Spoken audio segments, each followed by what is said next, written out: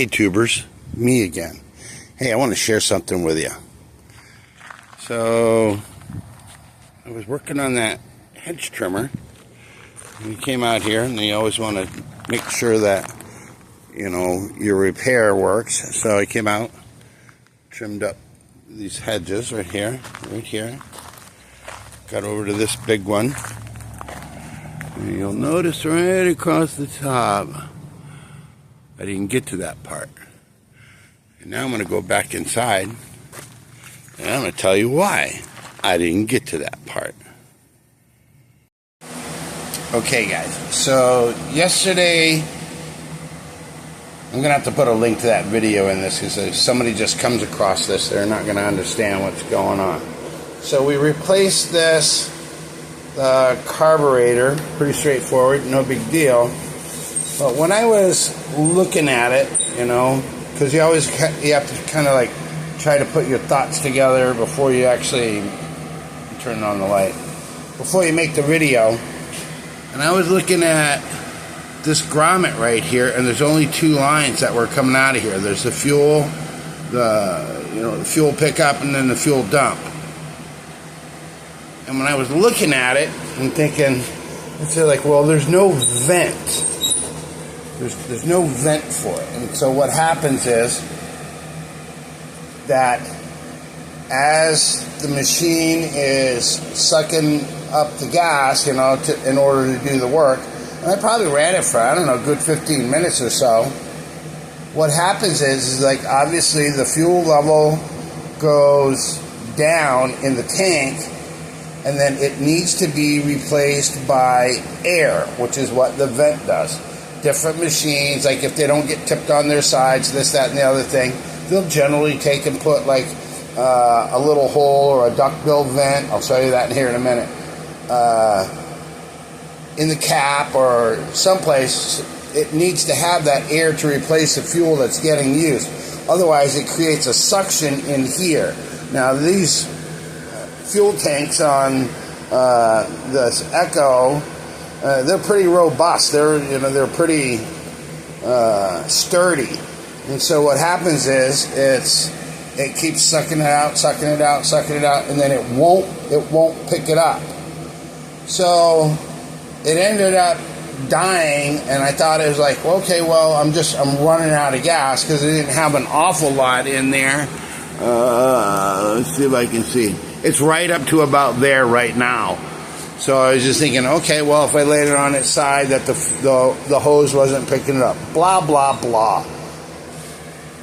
This morning, I'm trying to figure out, like, what the hell, because I would have sent this out, it would have gone on a job, the guy would have been using it, and then it would have died, and then it would have come right back to me. And I was like, what the hell? So I went, and I went on YouTube, and I put HC2020 fuel line replacement, and I saw two videos, and guess what? They both had vents in there. So whoever had worked on this one before put in a wrong grommet and didn't put the vent in. So now I'm going to take and pull this and redo it. I'm not going to go through and show you all of that stuff, but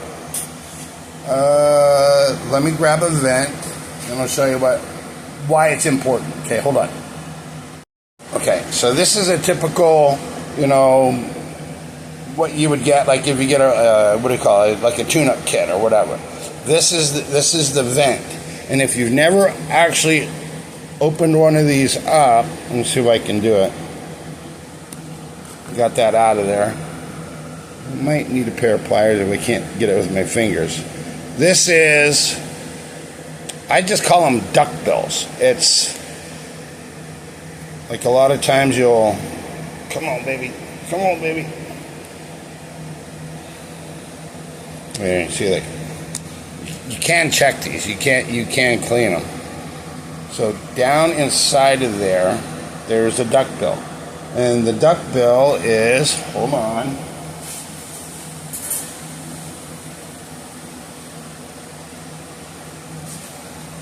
It's basically just a one-way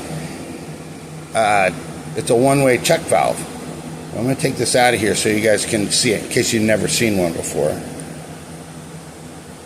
I got a bunch of them, so if I wreck it, I wreck it. So here's the vent, and if you notice, that's the duct bill. It doesn't really look like anything, except it does if you squish it. Watch real careful. When you squish it, it opens up. It allows air to go into the tank, but it closes up so that fuel can't go out. So I'm going to put this back in here, and just kind of stuff that back in there where it goes. And I don't know why, but normally there's a little foam filter in the top of this.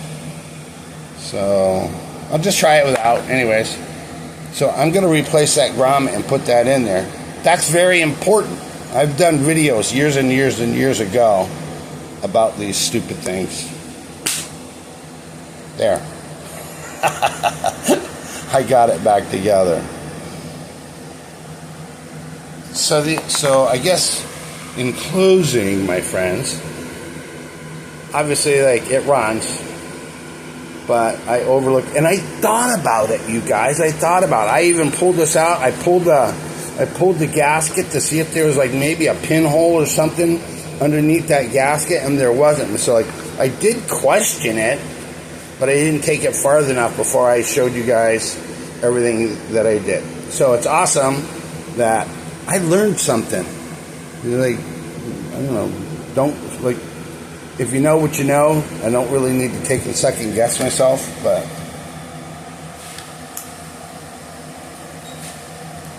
here it is.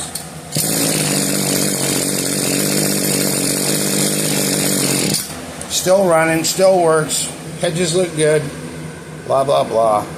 I had to share that with you. That's called transparency. Make sure there's a vent. Make sure there's a vent in a 3-hole grommet when you do this. So, okay, you guys. This is like mechanic debrief. Okay, that's it. I'm done. I'm out.